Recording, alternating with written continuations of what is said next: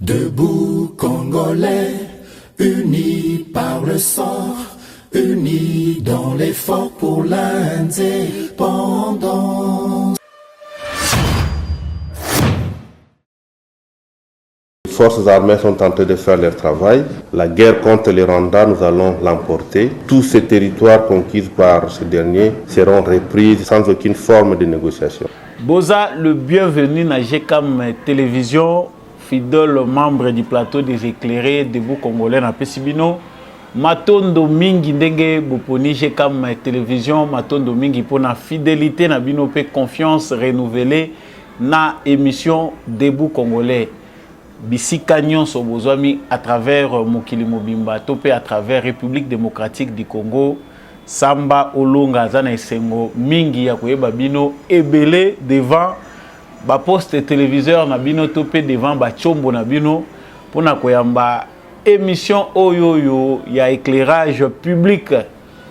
Kasi yambo émission na biso ebanda boyebi ete nazalaka toujours na devoir ya ko rappeler biso nyonso ete justice ya Nzambe moto moko te aishapaka na contrôle nango, justice ya Nzambe erataka te. Osala makambo na yo na moi, osala yango na butu. Mabe yo ozali kosala, omibenga yanke, omibenga malin. Okanisi ke yo moneli batu nyonso na mokili to pe ozali na facilité ya ko dévier justice ya Congo to pe ya États-Unis. Justice ya Nzambe moto aishapaka na contrôle nango azalaka te. Nyonso topozaka comme acte toyeba yango que qu'il pleuve ou qu'il neige, tôt ou tard nous finirons tous par payer les prix de nos actes. Yango nasalaka mbela oyo pamba te pona koloba na moto nyonso ayokaka mongongo Samba Olonga ete sengeli osalaka kaka malamu koloba te oponga mobola bango nde bayibaka. Nyonso tosalaka efutamaka. Alors, Yebela, Tangongonge Zalina nous peut se recadrer. Il n'est pas tard. Il n'y a que les idiots qui ne changent pas. Justice Yanzambe et Ratakate. Voilà, na lombango, na kei, na actualité, meminga iliboso na bino mokolo lelo. Wana na sommaire, toe baete. Moi, si à Joseph Kabila Topé, ex-première dame na biso, Olive Lembe, asilaki bongo kokita na Bukavu. À l'occasion, il y a moi de la femme après Goma ya kiti na Bukavu et pas wapi abeta ki moi tour et pas ba imam ba musulman pona ko kisa oyo ya la kaki bango c'est-à-dire à pese bango musolo pona ko tonga mosquée kasi wana yepe asali meeting munene na Bukavu maloba ya lobi kuna pona avenir ya Joseph Kabila ezali ko pousser ba congolais belé ba réfléchir. En tout cas, nous aurons le temps de parler dans cette émission du retour spectaculaire à l'occasion du mois de la femme de la première dame honoraire Olive Lembe Kabila. Voilà. Actualité, Yami Balé, Tokolobela Awa, Ezali, Makamouza, Kolekana, Est, la République démocratique du Congo, malgré ces faits où ils ont réclamé de partout, à travers différentes composantes et la communauté internationale, M23 a continué à bombarder la position à part DCP et pas la population civile, Ezali, Bitumba, ils ont continué. Makasi, nous irons au front pour savoir ce qui s'est passé aujourd'hui. Et puis, Tokolobela paix, délégation OEI Kotika aide humanitaire, ambassadeur français, ambassadeur de l'Union européenne à la République démocratique du Congo. Ndenge tulobaki yango mokolo alobi bakitina kabakata na avion na bango ya munene pona kokitelaka bandeko na biso bazali ba déplacer interne, bakisi, ba supplément alimentaire, bokoyoka bango makambo nini bango bazali koloba. Tokolobela paix, délégation toujours ya Conseil de sécurité ya Nations Unies. Oyo eza ko séjourner na Congo, bakutani na Premier ministre Maïba Lobi. Tokosa elango pe analyse na kati ya émission Oyo. Toeba yango ete ba opposant ya République démocratique du Congo, ba opposant na régime ya pouvoir ya Félix Tshisekedi, bazali na marche oyo ezali prévu pour na mokolo ya lobby samedi 11 mars.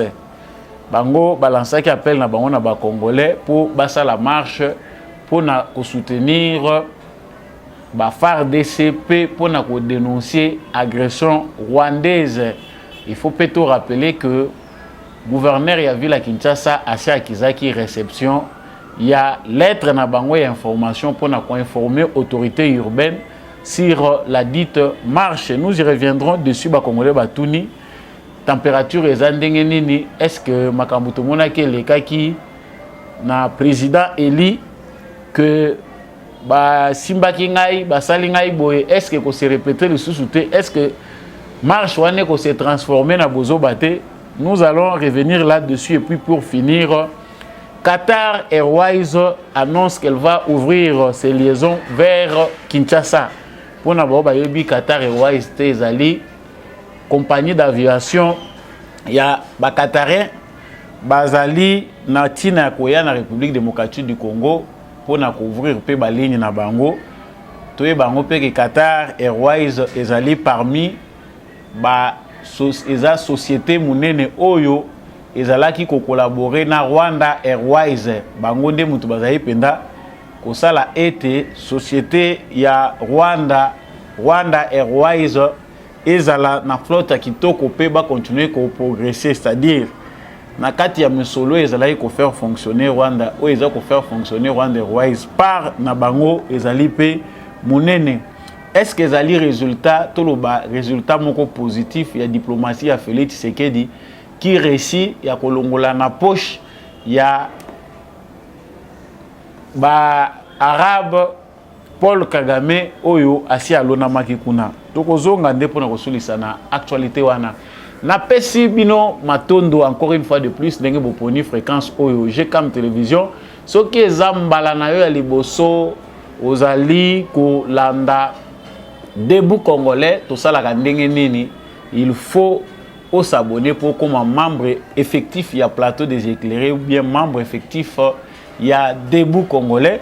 Zala pe mingi FARDC na motema po oyo ezaka plateau ya bato bandima kozala basoda pour na ekolo Congo.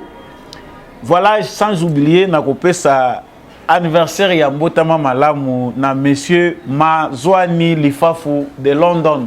Yaza ko fêter pas anniversaire ne mokola lelo. En tout cas, c'est aussi parmi balandina biso ya Debout Congolais oyo baza ko landa biso à partir à Londres. Joyeux anniversaire na yo. En tout cas, que du bonheur pour vous. De retour à notre actualité, ndenge na uti ko betela bino yango na sommaire. Boyokaki naza ko se plaindre na lobby.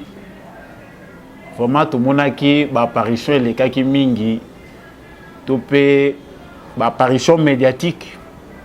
Il y a ex-première dame Olive Lembe pour na koya ko lakisa que en tout cas azali prêt mobali na ye azali prêt à servir Congo bango baza toujours na désir wana sans wana ya patriotisme ya kolinga ko servir ba congolais mboka eza par terre bomona ki ndenga kende ko lela na mukolo ya commémoration ya liwa ya musée kendaki ko talisa musée ndenge nini musée biso mboka eza ya kokufa mboka eza na pasi intercéder pour na biso c'est pour une première fois en tout cas moi si à Joseph Kabila oh biso toyebi kazali mwana ya musée officiellement en tout cas sans polémique akendaki kolela kuna nandeko ya Joseph Kabila baleli pona kotalisa na musée pasi oyo ba congolais baza komona a intercéder pona Congo parce que situation ezali malamu te kolongwa wana ba déclaration esalemaki boyebi ke ba congolais bele bazanga maloba te kasi mama ro abungaki to mituna tolobi est-ce que c'est le mari qui sent que moi ça komi ko tchaina danger parce que mobalo ye pas défendre kawana azalaka na temps ko bimata loba na ye. Il est beaucoup plus préoccupé de éviter na bilanga ou bien na ko créer ba rébellion. Ça c'est entre guillemets parce que zali na ba information moko peut tout ça ko exploiter to ko ya nango prochainement sur ce qui se passe au Katanga. Mais moi oyo de la femme biso to yebaki te zalaki na agenda ya ex première dame na biso Olive Lembe. Tomoni réapparition à l'occasion du mois de la femme. La première dame actuelle, Azanaye Nakatanga, na Lualaba, elle est allée à Goma, à l'est de la République démocratique du Congo. Alongwe Goma, siko ya kiti na Bukavu. Kuna na Goma bomonie, ndenge ka ba médias mesana ko la kisabiso parce que les médias ont aussi tendance à présenter, à fabriquer une image positive ya bateau baza ko mériter en côté. Surtout maman Ro, aza maman moko ya boboto. Sur base, il y a image oyo ba médias congolais qui travaillaient pour la cause, il y a Joseph Kabila ba présenté qui biso. Yango ti lelo ba fantasme tikala na mito ba tebele. Image oyo ba congolais musu ba tikala nango, c'est une image de mensonge construite sur le mensonge d'une femme qui compatissait avec les Congolais, une femme de bon cœur, mais bateau ba yebi pe le contraire, baza pe ebele. Mais les médias ont contribué à façonner cette image qui reste aujourd'hui dans l'imaginaire collectif de certains Congolais qui ne savent pas bakolongola yango sur base d'une vérité bien présentée. Mamaro azongeli biso azolaki na meeting, tu éviter to kobenga ngo pré-campagne ou bien to kobenga nini. Parce que chaque jour qui passe, tozaka na kati ya ko découvrir batu ya sika. Oyo bazali ba prétendu challenger ya Félix Tshisekedi na magistrature suprême na ba élection ezali koya. Mais tomoni Mama Ro azongi à l'occasion à mois de la femme, bain de foule, ndenge boza ko mona ba photo ebele baza ko benga ngo bain de foule. Mais moi je sais pas, semble être compliqué sur ceux qui disent bain de foule, sur ceux qui disent foule nombreuse, sur ceux qui disent marée humaine. Au Congo, on a l'habitude d'utiliser les termes sans réellement savoir la vraie portée. Parce que polysémie et l'équipe mingi en français, qui a un terme moussou surtout utilisé abusivement sans le savoir. En tout cas, Mama Ro azalaki devant des milliers de personnes, oyo bazalaki rassemblés pour nakoyoka mingi ba drapeau ya PPRD, ndenge bozomona ona ba photo. Pour ceux qui écoutent les Swahili, boyoka nanu moi paragraphe wana ya vidéo ezoya sikoyo nde tozongi.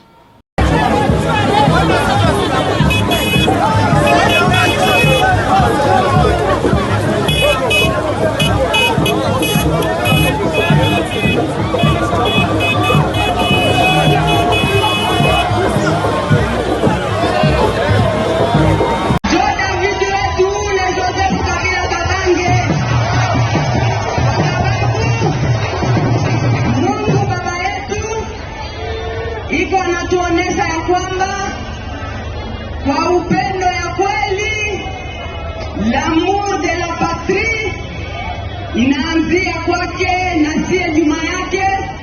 Inabidi tumuunge mkono kwa ajili ya kuendeleza kazi kwenye aliachiaka. Si vile mnanisikia?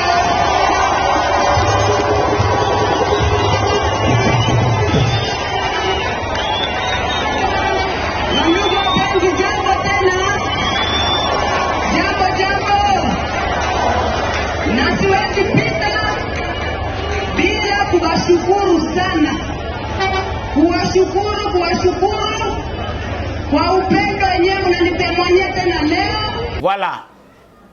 Je pense que bien que vous avez suivi Mama Ro, Azako continue tout le bézal au la pré-campagne ya Mobali Naï. Ce débat qui avait commencé, qui ne devait même pas avoir lié, refait surface avec Mama Ro. Pour certains kabylistes qui ne savent pas là où aller, parce que les kabylistes aussi va comprendre, peut-être par l'intermédiaire de leurs amis qui sont dans l'Union sacrée, peut-être par la compréhension des événements, ont compris qu'il n'y a plus rien du côté de Kabila. Qu'il faut bakati sabatika Kabila, bakende koluka abri na Union sacrée. Union sacrée au peut kolobelango, mukolo ezali to vande lango. Union sacrée oyo à venir nango eza nini tango toza komona ke bato batungisi peuple congolais mingi bazoki ndako bata makakuna. Ça c'est pas notre sujet du jour, nazongi na sujet eza ya lelo. Mama Waro présente Joseph Kabila comme le David congolais. Muto abundaka pona peuple congolais, vina ye mobimbeza sacrifice yende mutaza modèle ya patriotisme ya bolingo ya mboka. franchement, quelque part, tous allez présenter Makambo, mais ça fait pleurer. Lorsqu'on regarde cette foule de personnes motivées, bien sûr, tu es bien que bon, il y a Congo, tu vas continuer, quand on Sakabato. Parce que lorsque Joseph Kabila était au pouvoir, la première, l'ex-première dame, Olive Lembe, Bazalaki na Ekuna, foule l'union soyo, parce que chaque manifestation, il a besoin de millions. C'est au soir, tant que Joseph Kabila a quitté le pouvoir, il y a des kabilistes, il y a PPRD, il y a FCC, MPO, et comment FCC, il y a apprendre que robinet peut kataka. C'est au soir du pouvoir de Joseph Kabila qu'il a appris que bateau na mesani si bangombo mingi na kopesa so eloko te nda komaki maboko makasi. Mais Kabila a embrouillé beaucoup de Congolais qui pouvaient aider le pays d'une autre manière. Bakota qui peut perdre, bakota qui na politique parce que bayebi que après sata la taza limbongo eza kobima. Donc culture ya ba plein, culture ya na kei na tondi saki batu. Eza le sous culture oyo esengeli te to expliquer na Congolais ndenge nini okoki kotelema na kati ya terrain moko stade moko o sala mobilisation pour batu baya ebele baya kolanda yo. En tout cas, le kabylisme nous a montré comment corrompre les gens pour autour sa stade de martyrs. Nous avons vu batu bazo autour de sa stade de martyrs sur base de l'argent bon public. Alors ça ne peut pas étonner. Ceux qui ont moni Olive Lembe, il y a 3000 personnes, 2500 personnes, même ceux qui ont commis 10 000. Ils sont capables parce que l'argent des Congolais, bon, il y a des Congolais, il y a des Piaki, il y a continuer à fructifier dans la société, et qui peut permettre de n'importe quoi. Et là, même s'il faut ouvrir une parenthèse, il y a des Congolais. Il y a certains politiques kabylistes, en commençant par Joseph Kabila lui-même. Et ça, à la base, il y a une sécurité. Mais Joseph Kabila a tiré le mystère parce que pour lui, il a trouvé que le silence, c'est quelque chose d'important. Oui, il faut aider. Il y a une incapacité, il y a un homme politique actif qui peut répondre aux besoins des Congolais. Pour certains, ils ont vu de cela une qualité. Akutani na mwasi moko, tukoko benga pona mobali azu mwasi wana kolo bakaza femme forte qui est obligée de défendre son mari. Et c'est sous la bénédiction de son mari que Olive Lembe continue à insulter les Congolais. Parce que ça, eza pas si mingi tango tozota la bandeko baza kotala biso na mboka bapaya. Batali Kabila 18 ans à Joseph Kabila. Ce que Joseph Kabila a fait du Congo dépasse notre entendement. Il y a des choses que nous ne connaissons pas, autres qui subir les conséquences. Kabila Sali n'a beaucoup expliqué mon tout. Mais c'est comme si que les kabilistes, Kabila Yemoko, moi si n'avais pas comprendre finalement que les Congolais ont la mémoire courte. Chaque fois que les Congolais doivent être concentrés sur un sujet important, il faut bailler la bango distraction. Et il y a un peuple comme ça qui peut accepter sur base de miettes. Si les rébellions se sont multipliées à l'est du Congo, si l'insécurité est devenue grandissante, et comme système Yamounene, mais Joseph Kabila, c'est à lui qu'il faut poser la question. Mais Moutouandenge wana mwasi na ya telemele bino alobi azako compatir. Bolingo ya mboka ndenge mobali na ya bandaye kolinga mboka mingi, il s'est beaucoup sacrifié bino pe bolinga mboka. Chers frères congolais de Bukavu et d'ailleurs, ne soyons pas amnésiques. Ne nous laissez pas insulter jusqu'à ce point. Bongo ezana soukate, okoyi kolala nzala lelo, olali yango lobi parce que en 18 ans de Joseph Kabila, c'était la misère. C'était le noir total. Mais il y a des gens qui ont survécu. Félix Tshisekedi a eu le pouvoir.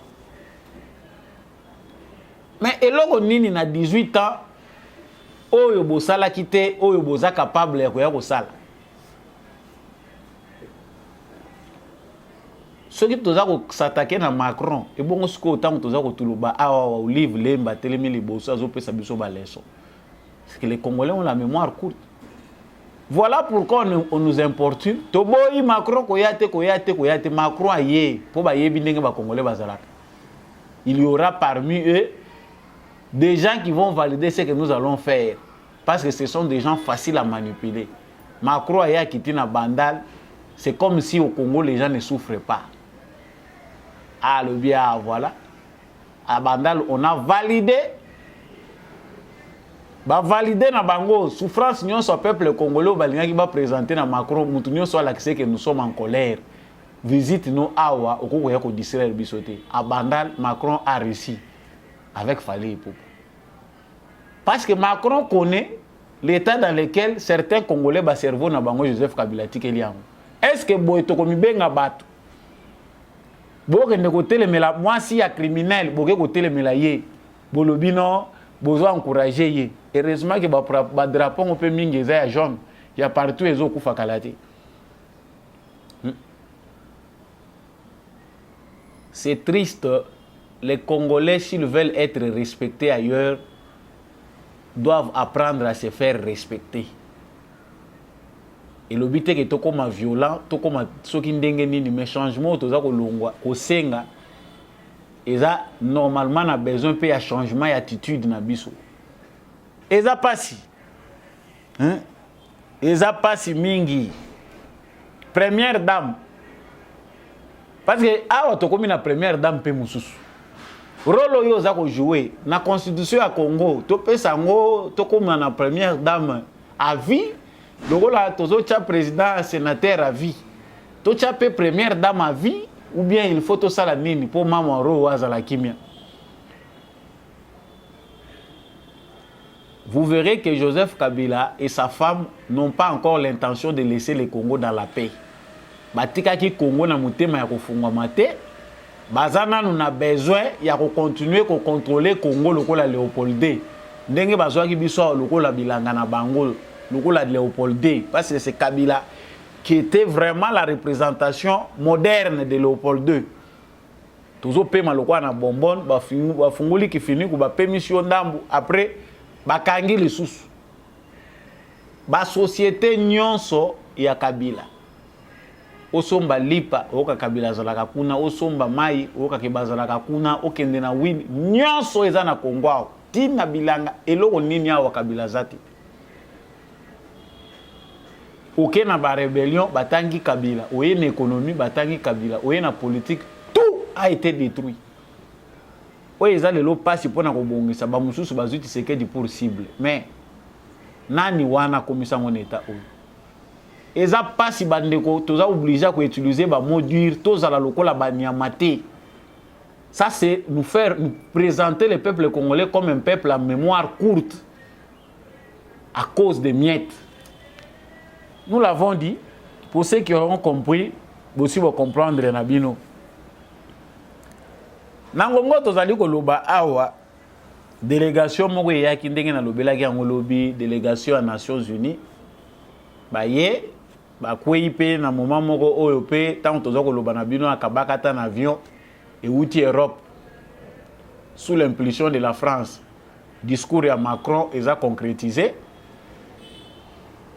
Ce qu'il peut nous donner en premier c'est l'aide humanitaire parce que la situation est passe. Towe ko vanda bongote. Hier vous n'avez pas suivi les images, je vous laisse d'abord suivre les images. Bolanda biloko yo ba yeli biso pour des millions de déplacés. Tout un avion wani sana biloko nini o batu ba kolia lelo lobi ba lepe mukolelandi. Suivez cette vidéo de l'aide humanitaire qui est venue et puis on revient. L'atterrissage de ces cargos à l'aéroport international de Goma ce vendredi 10 mars 2023 matérialise l'engagement du rôle de pont aérien humanitaire annoncé dans la conférence de presse animée conjointement par le président de la RDC Félix-Antoine Tshisekedi et celui de la France Emmanuel Macron le 4 mars dernier à Kinshasa. Au total, 35 tonnes constituées entre autres d'abris provisoires, des kits hygiéniques, du matériel médical et celui nutritionnel. Un don de la France couplé à l'Union européenne, affirme Bruno Aubert, ambassadeur de la France, qui a personnellement accompagné la donation aux côtés de Jean-Marc Châtaignier, ambassadeur de l'Union européenne. Ce qui se passe ici, dans l'est du Congo, est inacceptable. ce qui se passe dans l'Est du Congo doit être sorti de l'oubli. Et c'est la raison de notre présence ici, c'est la raison de ce pont aérien humanitaire, c'est la raison de notre investissement diplomatique et politique qui accompagne ce pont humanitaire. Ceux qui s'imaginent qu'ils sont partie prenante à ce jeu cruel de la violence ici, doivent comprendre qu'ils seront de plus en plus sous l'œil attentif de vos partenaires. Le lieutenant-général Constant Dimakumba, gouverneur de la province du Nord Kivu, a réceptionné cette aide humanitaire au nom du gouvernement congolais. Après avoir remercié les donateurs, le chef de l'exécutif provincial a tenu à rappeler que le besoin le plus profond des déplacés bénéficiaires de cette aide humanitaire, c'est la paix et la paix durable. Le vœu de notre population est bien sûr de recevoir des aides humanitaires, mais leur souhait est de rentrer plus vite que possible dans leur milieu d'origine, parce que c'est une charge énorme aussi pour la communauté internationale que cette population aujourd'hui souhaite que la paix durable revienne pour qu'ils regagnent leur domicile. Cet avion, constitué de ces 35 tonnes, est une première rotation qui sera complétée dans les tout prochains jours. Voilà. Comprenez que Binomoko Bomoni, avion, le biais humanitaire, il y a des médicaments, il y a des histoires. So au tali sur le terrain, bateau bazoko kufa na nzala parce que bazana bisika oya bangote baza obligé chaque jour ba réfléchir ba kolia ndenge nini. Oyo eye na kati ya mituka na avion wana ezali masangu tolosu topé madesu. On comprend que ces gens ici blaguent avec nous bazako sakana na ba vie ya ba Congolais pendant qu'ils sont eux-mêmes en train d'instiguer les chaos.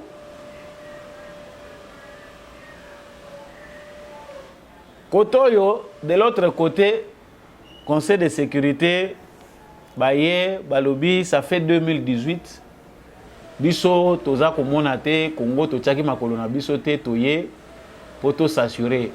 À titre de rappel, il faut que le Conseil de sécurité, wana, et ça, Kambama, délégation, wana, ça, Kambama, na Gabon, na France.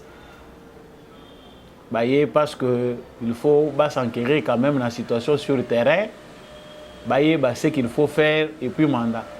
Tout à la peine dans nos vidéos, il y a par rapport à ce qui est venu faire le Conseil de sécurité, par rapport au mandat de la MONUSCO, et puis on revient. Alors le Conseil de sécurité n'était pas venu en République démocratique du Congo depuis 2018 et il était temps que nous rendions à nouveau dans ce pays. La situation est très difficile, notamment dans l'Est, avec l'action des groupes armés.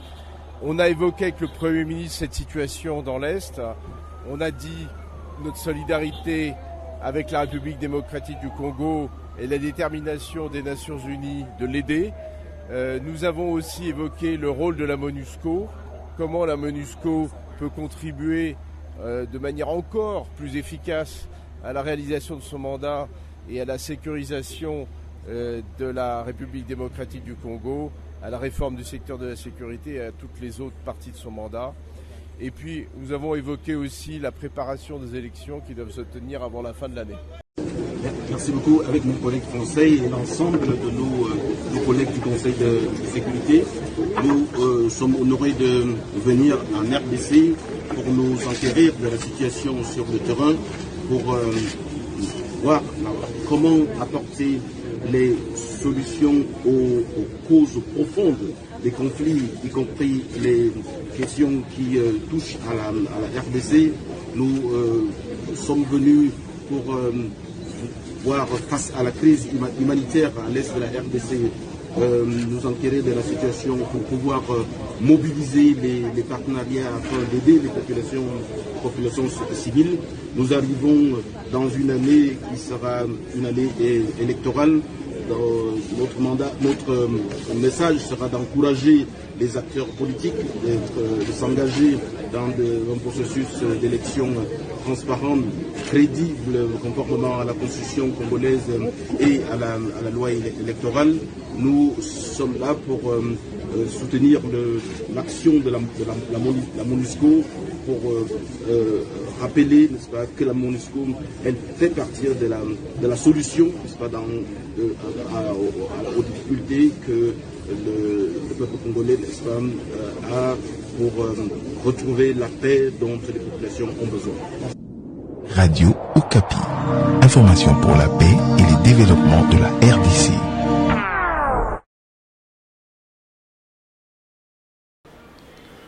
Voilà. Nalobela ki yango lisusu lobi. Bandeko nangai, c'est révoltant. Quand on est obligé chaque jour de revenir sur ces histoires, et d'aller pour biso ba congolais to reprendre, to comprendre de quoi il s'agit. Et pourquoi le monde entier nous regarde alors que ça brûle chez nous et personne n'a la volonté d'agir spontanément.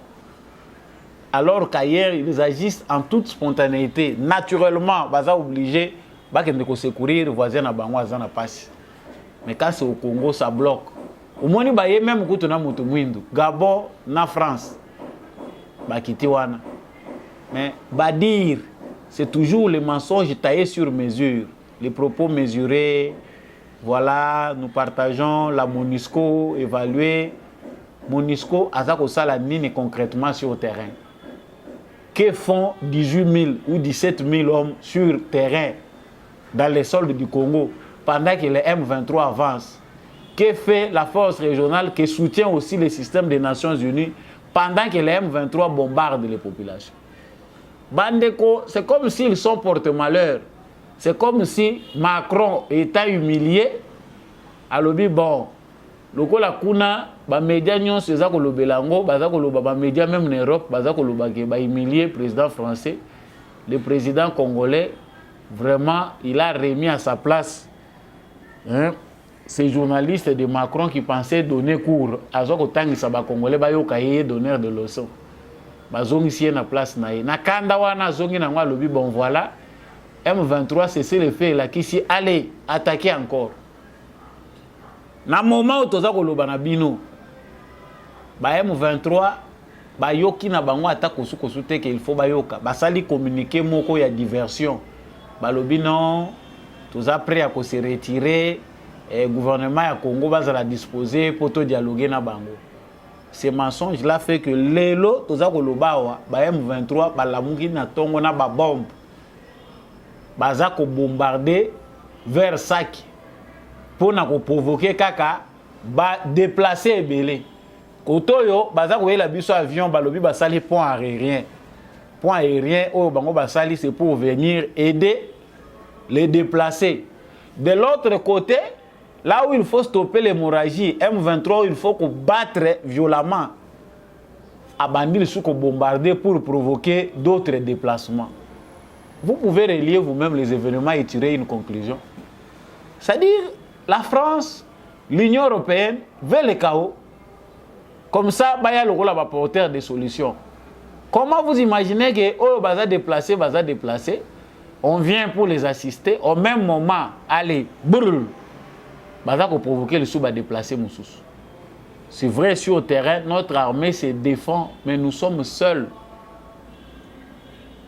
Armée a obligé à ça usage il y a avion de chasse à usage il y a hélico de guerre pour aller bombarder les positions de ces rebelles là parce que bango intention na bango baza ko tala sur la population teza ba créer déplacement massif ya population comme ça ba yebi que au moins ils ont provoqué un chaos.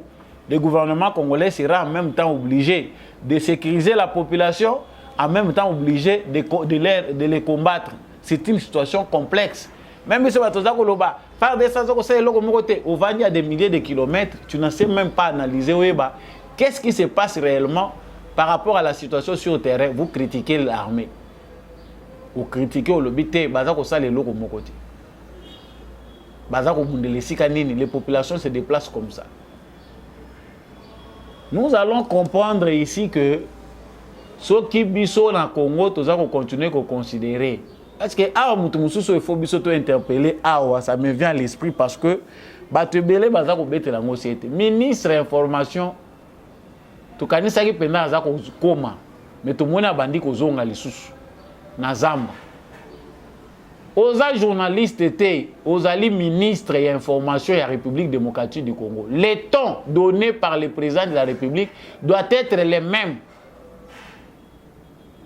par le porte-parole du gouvernement. Ministre des Affaires étrangères, à qui à droite, yo yé porte-parole du gouvernement, au qui à gauche. Tout ça, on met tout dans le rôle, il y a Mouya, il y a finalement. Mouya, il y a journaliste, il y a gouvernement, toi, il y a porte-parole, il y a gouvernement. Il ne faut pas comprendre que dans le Congo, il y a un langage d'un ton ferme. Même si on a le bébé, mais on sent que il y a une harmonie et zali.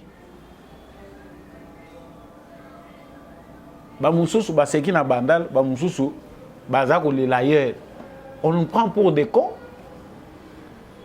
Donc la situation à l'est de la République démocratique du Congo paraît être un désastre, paraît chaotique.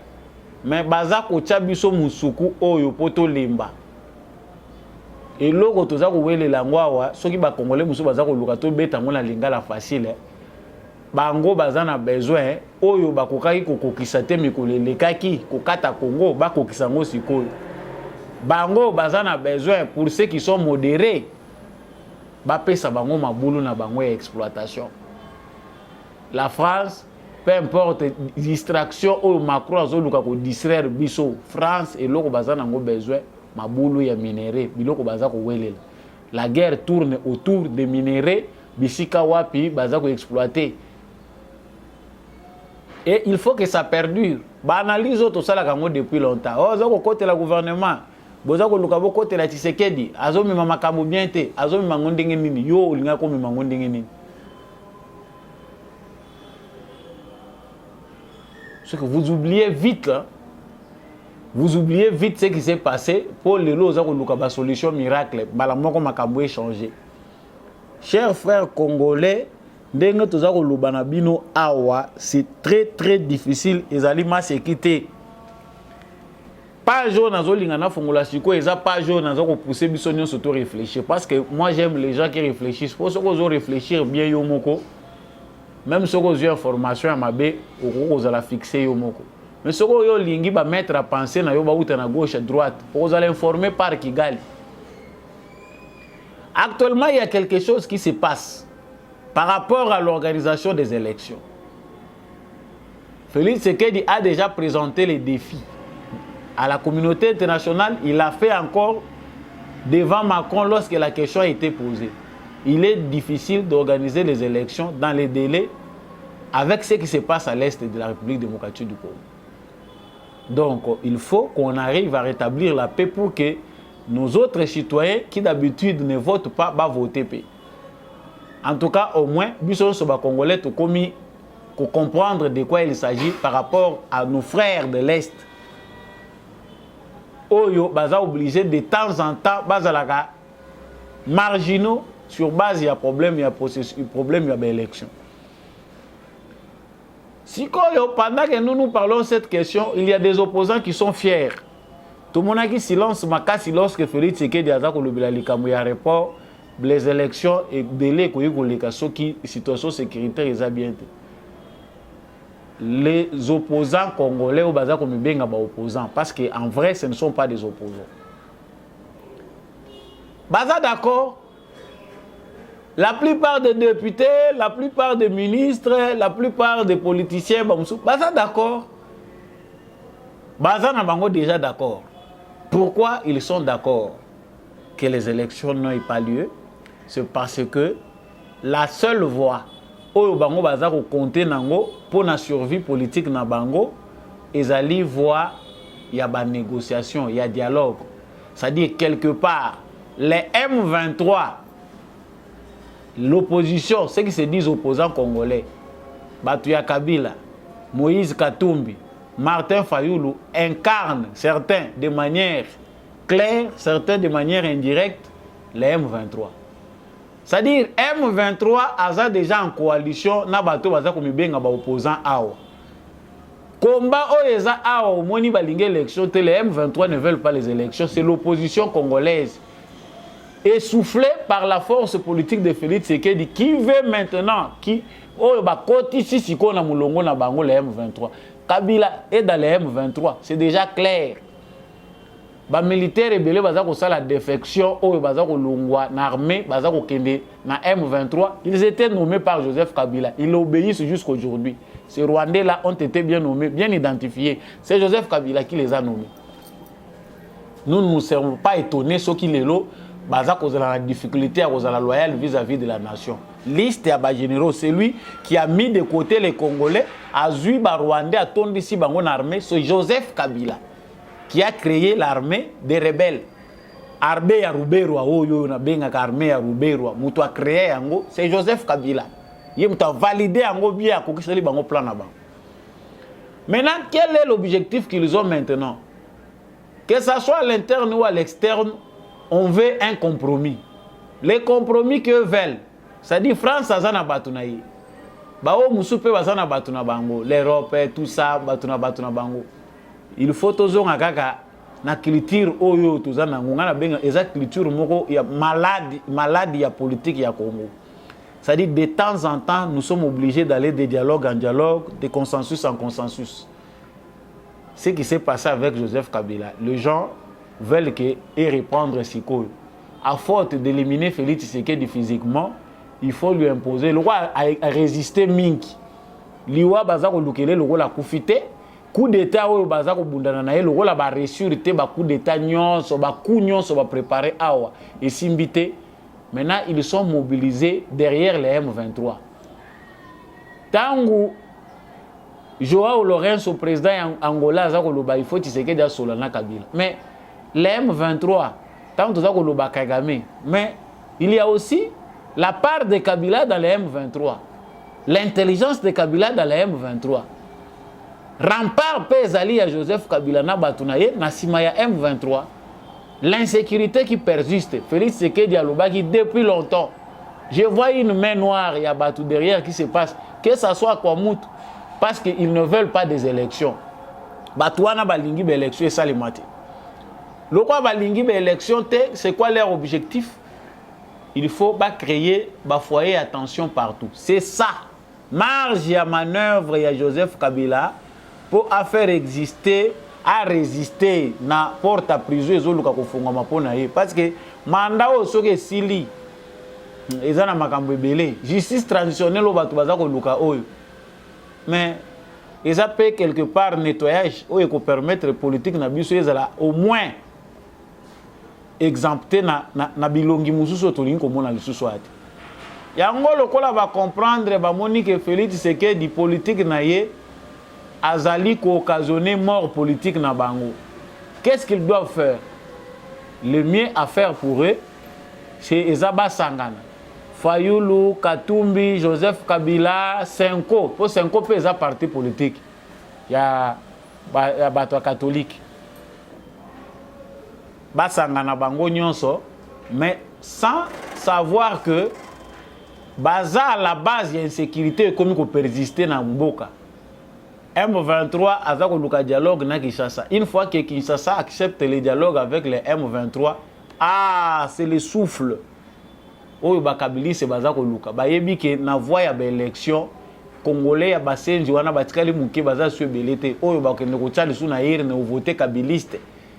Franchement, même si bao ba musu baza ko ya na union sacrée ba moni yango ekomi parapluie na bango. Congolais azo ke ndeko voter bango alobi po baza na union sacrée aza congolais moko amnésique. Bon, excusez-moi, le terme, c'est dur, mais certainement, on va souffrir d'amnésie. Union sacrée, c'est lavage. Oyo yo ko wuta kuna na bosoto, oyo lobino na komi na union sacrée. Nombreux seront déçus. J'ai ouvert cette parenthèse pour Makambo Belé et Zako Salemawa. Ça sert à s'arranger. Normalement, si les élections ne doivent pas se tenir na délai, il doit y avoir un compromis avec la classe politique pour tokende moment où tokende organiser l'élection, le temps qu'on puisse résoudre les problèmes de sécurité. Mais Batouana Bazako Luka compromis, Batouana Bazako Luka Bayako Kota na scène politique, ce sont eux qui sont aussi à la base de cette insécurité. Ba M23 politique, Bazaka O Tozoko Benga Rwandais te, voire même Bamoussou Bazan ensemble. Bamoussou pe Bazan O Tozoko Benga Lamuka. Bazé Belé, les Kabylis se sont nombrés dedans. Bazalaki déjà prêt, Bazako partager l'information na Bango Balobi, Ndenge Toza Awawa. Kabila les retours comme Bak Kabila Zozonga alobaki alakaki biso akoya kozonga. C'est vrai, ce sont des fantasmes, mais il faut travailler là-dessus. Ils cherchent à s'organiser. Bango objectif na bango est que bango diplomatie na bango. Loko l'élection est salamité Tshisekedi a salindengini. Mais quelque part on sent que Félix Tshisekedi, pour approfondir l'analyse, il faut comprendre que Félix Tshisekedi a aussi maintenant ce que Kabila avait lorsque Félix Tshisekedi était dans l'opposition. Kabila a quitté de 2016 en 2018. Comment? Pour Azaki Mayele Mingi ou bien pour Azalaki Ndengenin. Les pouvoirs donnent aussi une longueur d'avance. Et là, non, nous allons les bousculer, il va céder. Non, non, non, non, non. Politique est comme ma baie. Ici, il y a politique et occasionné enterrement politique, il y a acteurs rebelles dans la scène politique congolaise. Il y a une frustration mounene bazanango. Oh, tout ça là va marche. Oh, tout ça là boy. Au moins congolais sont là. L'insécurité à l'est du Congo. Et là, Macron a le bagiawa a dévoilé que le important. Certains Congolais, Kabila Tindi Batu, bakende ko valider M23. Des gens quittent l'armée, des militaires qui sont comme des membres d'un parti politique, des militaires qui continuent à obéir aux ordres de Kabila. Ba Monique Bazako Tchabango Show, renseignement Zolandela Bango, ba Bimi, ba Keiko légitimer M23 pour faire du M23 un mouvement qui est aussi constitué des Congolais. Ah, boye ba côté makambozo wut. Pona nini armée na biso azako bunda, mais bando occupé baza parmi biso. Yo pozo li ambongo na bango, bino bozo zela ya tongela bino église. Et autre chose, avant de quitter ce point, bino boza bisambela sambela. Nzambe basambela ka na ignorance te. Rubero pas un pasteur comme ses autres frères. Avant baya ko tabiso ko infiltrer biso, ils ont étudié sur tous les plans. Bayebi ke bolingi basi mingi, bolingi boki mingi, c'est la bière, les femmes et l'argent.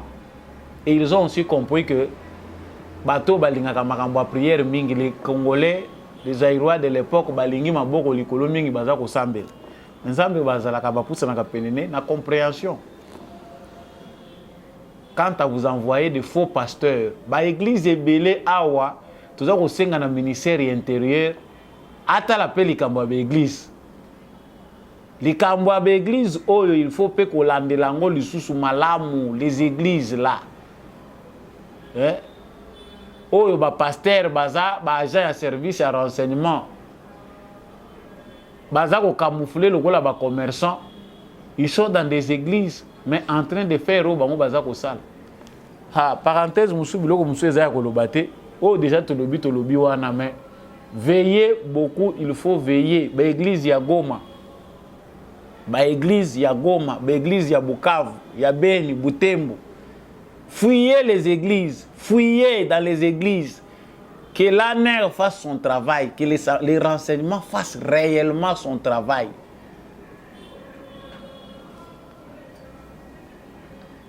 Awa, toza ko loba makambo oyo, marche za lobby. Martin Fayulu, batu ya Moïse Katumbi, banani, toyebi te batu ya Moïse Katumbi pe soki bakozala soki bakozala ndeni. Toyebi pe te soki délégation ya Panzi, ya hôpital Panzi pe bakozala na marche. Mais au moins, il y aura marche na bango, ils ont déjà validé par l'autorité urbaine, déjà bakizaki réception. Bango balobi, bazo marcher pour soutenir FARDC, pour dénoncer l'agression rwandaise et quelque part pour dire qu'à la communauté internationale, à l'Ongola FDLR. Na tunaki question wana na lobi. ba député ya Moïse Katumbi balobi toza ko senga na communauté internationale ya kolongola ba FDLR. Toyoki Fayulu lobby toza ko senga na communauté internationale ya koza ba FDLR. Qu'est-ce qui se passe au juste? On utilise des Congolais pour détruire la politique du Congo. Bango balobi bako marcher. J'ai encore à l'image la dernière fois que Martin Fayulu azaki na balabala. Tango yinda kiao. Réja balancé biso na nos vidéos pour toujours s'inquiéter que ma campagne se répéter les sous. Laissez-moi commander les choses. Oui. Ok. Je vais présenter ici. Ouais, c'est là. Ouais. Bololé. Voilà. Opposition est à passer. Hein? Opposition est à penda passer. Mais il y a cette fois-ci, on sait que Bako Kozoaote à la portée disparue. Depuis que Félix Tshisekedi est au pouvoir, 5 ans yango tozo kende tout moni ville morte tout moni te que ba enlever mutaza portée disparue. Et quelque chose qu'il faut aussi que le clair. Ane raza ko enlever les sous batute, ane raza nde ko benga batu bia ke ko zwa bango, aye na bango pona ko interroger bango ko zwa ba renseignement. Ba benga ngo be agence nationale ya renseignement. Ane raza ka suna ba kachote, bazo bomba yo zo la malamu, zo la muka malamu. Bat ke bo tuna mituna wana na vice gouverneur ya ville ya Kinshasa. Jekoko tangu ya kota ya bimaki na itani. To tuna muyambo tangu akota ka makala bimaka ndenge nini. Il y a aujourd'hui des gens, Tilelo, ba famille na bango, ba mona bibembe na bango te. Pendant 5 ans, oyo, nzoto anani monanité, qui a été enlevé, amené dans une destination inconnue. Au moins, nous savons là où ils sont. Famille na bango yebi kete aza en vie aza esikatel. Les Congolais normaux ne vont pas marcher derrière des gens qui ne sont pas là pour servir l'intérêt général de la République démocratique du Congo. Les Congolais normaux seront dans la rue tant que l'IP mati pour battre na ministre de l'économie, l'IP mati pour na nini. Les Congolais normaux, bakozana balabala pour na koyeba pourquoi dollar est varié boebilo que ça ko matana désordre. Qu'est-ce qui s'est passé? Les Congolais normaux, ils auront besoin des explications comme ça. Congolais à solo, à Kokozala na sima ya bateau te, bazali utilisé par la France, l'Europe et les autres pays du monde pour exploiter le Congo, pour distraire l'opinion congolaise. Nous l'avons dit, chers Congolais, ceux qui ont en marche ou en mituna malam, est-ce que ça perte ya tenté? Est-ce que nous avons accompagné dans le sala théâtre na été ou a yebi kota lela ka ipi nga na yebi na no venir na nga tete so ki nini we ko ikozwama. Tout ce qui ici na information où ils ont la Qatar Airways. Qatar Airways société Oyo ya Qatar ba annoncé que baza couvrir ba liaison na bango vers Kinshasa cette année selon déclaration faite par l'air directeur général Akbar Al-Bakr. C'est 7 mars à l'occasion de l'ouverture du Salon international du tourisme. Le jeu peut changer parce que diplomatie est Zabitumba. Qatar Airways azali partenaire ya Rwanda Airways avion ebele selon différentes sources. Ezali sur base ya accord oyo Rwanda basalaki na Qatar ya ngonde commission Rwanda Airways o ezawana. Lokola diplomatie ya président Félix Tshisekedi ezali que il faut ko kata na nu Kagame na ba source na ekolongola na poche ya batuana parce qu'il faut le faire. Atambola kitina Qatar ko lakisa bango que c'est inutile bokendaka koluka or na mboka oyo or ezati boyaka kozwa ngo na voie normale na nzela ezaleli awa. Donc combat diplomatique ezalaki engagé entre Félix Tshisekedi na Paul Kagame mopanzi à Qatar. En quelque sorte on peut dire déjà que et komi komeka kozwa ba fruit couper sa fruit nango. Parce que pour réussir à chasser ces petits tyrans-là du Rwanda, Paul Kagame, il faut aussi que l'ongolaye na babisika nyon soit kota, ko démystifier. Et c'est ce que Félix Tshisekedi avait fait. Oh, Batouaza Kobenga, Amikitsaki, Asali Boye, c'est lui qui nous a trahis. Yé Moutazong ici Kagame, Kagame a Koufakité. Kabila était soumis à Paul Kagame. Yango basala qui semblant comme si tout allait, ba piyaka na bango dans le silence.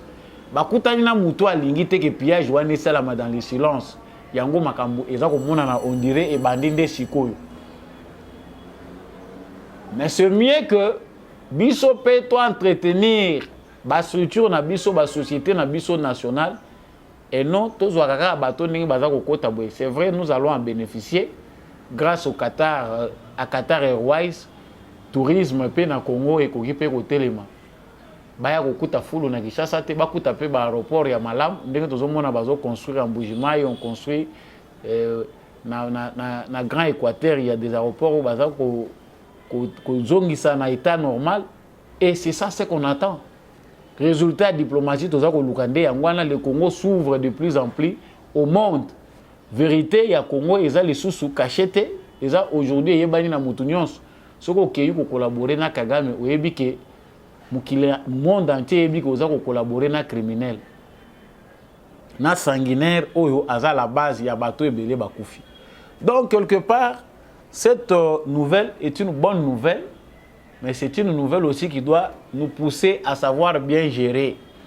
Et ko ipe ko sale makelelo bozu pe partenariat ndenge Rwanda roi ezazwa ki ango, mais c'est sur base de l'organisation.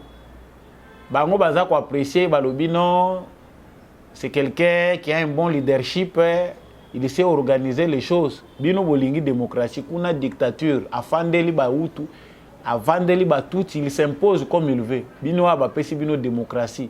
Nyonso kaka bozo bana bozo ba balongoli oyo batie oyo aza ko luka kaka nzela ko lela kaka mukolo bazo nomeye. Nde mukolo yo abosa ba membre nyonso a famille oyo abosana des jours ako se rappeler na bango yangwana mukolo baza ko nomeye nda bosani ba ide nyonso malamu azalaki nango ide ako yibe bandeli pe wana. Vous cherchez à aller plus loin, il faut certainement prendre aussi des dispositions pour changer vos mentalités. Baza ko sekaka biso balobi non Kagame azana leadership et bango baza ko luka ko prouver yango. Balobi il est organisé, Kigali est très propre et tout ce qu'ils peuvent dire. Nous savons que c'est un criminel. To bongisa biso ba Congolais, ba tione sika balobi gérer Congo Airways. Bo baloli yango bo komisa ngo ti lelo ba kabilise bazolo ba non Congo Airways. Félix Tshisekedi est en train de tuer Congo Airways. Par ya gouvernement congolais na Congo Airways ils a combien? Et ça société ba matata ponyo na ba kabilise mususu to kotanga ba kombote na kati. Le Congo n'a rien dans Congo Airways. Soit quoi sert société wana c'est la société à l'état. Bati la ngobe exonération ba makamunyo se belé. Et loko privé ya bato baza ko zo ba intérêt na bango et comme ya l'état. Yo mtozo sosolate sosola tokomi na suka ya émission na biso nazaki na esengo ya koyeba bino ebele kolanda émission oyo Debout Congolais plateau ya ba éclairé à solo ceux qui ont vu éclairage partageant au pena voisin vraiment to continuer ko travailler pour être ba mentalité na biso et permettre pe changement na mboka na biso ceux qui bo sauter za na motu ezomona na pe même dans environnement na biso. Donc une fois que toza biso moko ko s'interroger na mitu na biso pour na nini toza ko continuer ko vanda na bosoto na kanisi makambo nyonso pe ko koma clair. Merci mingi na ndeko mbi à chaque wazaki na sima caméra oyo pour émission oyo ekomela bino na tondi staff technique mobimba ya GCAM télévision apôtre Gérard Kabea opesa kabiso privilège pour na émission oyo ekoma na bitando na bino. Merci mingi na l'homme de la vérité des urnes Jean-Louis Timbalanga. Merci beaucoup à maman Lisette Mombendou, merci à papa Boniface Mpunga. Merci à papa Michel aussi depuis la France. Je remercie maman Bilonda. Je remercie tous vraiment les membres fidèles de Debout Congolais au Boza et Belé dans mon cabine dans les commentaires. Vous êtes nombreux à nous écrire de partout. En tout cas, je vous porte à cœur et je souhaite encore pour une fois de plus joyeux anniversaire à Mazwani Lifafu de London qui fête son anniversaire aujourd'hui. En tout cas, qu'il y ait du bonheur. Moi, je vous dis au revoir. On se revoit au prochain numéro. Royal Hands Foundation. Médicaments directs. Envoyez-nous l'ordonnance de votre proche depuis le Congo RDC. Payez en ligne. Nous irons la chercher à la pharmacie. La livrerons directement à votre famille en moins de 24 heures. Visitez notre site www.royalhandsfoundation.com. Téléphone plus 44 73 05 94 65 59 plus 243 900 064 326 plus 44 73 05 86 94 88. Royal Hands Foundation, médicaments directs. Nous devons ensemble avoir conscience que nul autre que nous-mêmes ne viendra sauver notre nation et que cela exige de chacun de nous une mobilisation tous azimuts. Peuple congolais, il est temps de nous lever, de nous serrer les coudes et d'agir pour défendre notre patrie, notre intégrité territoriale et l'intangibilité de nos frontières. La République démocratique du Congo est victime d'une nouvelle agression rwandaise et des actes criminels et terroristes du M23. Ils ont juré de compromettre l'élan de notre progrès, nous diviser et perpétuer le pillage de nos ressources naturelles. Le sang a trop coulé, de vies sont fauchées, notre faune, patrimoine mondial, est détruite. La situation humanitaire est alarmante. Nous avons un devoir sacré de résistance patriotique et populaire. Pour cette cause nationale, mobilisons-nous. Au-delà de tout clivage, y compris politique, agissons contre l'ennemi de la paix, notre cible commune. Restons vigilants. Disons non à la stigmatisation et à tout acte de violence. Exprimons toute notre solidarité aux compatriotes victimes de cette agression. Mobilisons-nous, apportant un soutien total et indéfectible à nos vaillants FARDC et à nos institutions pour rétablir la paix et la sécurité. Ensemble, défendons la patrie et gagnons cette guerre insensée du M23, appuyée par l'armée rwandaise. Battez-la écolo, Bendele Koyate.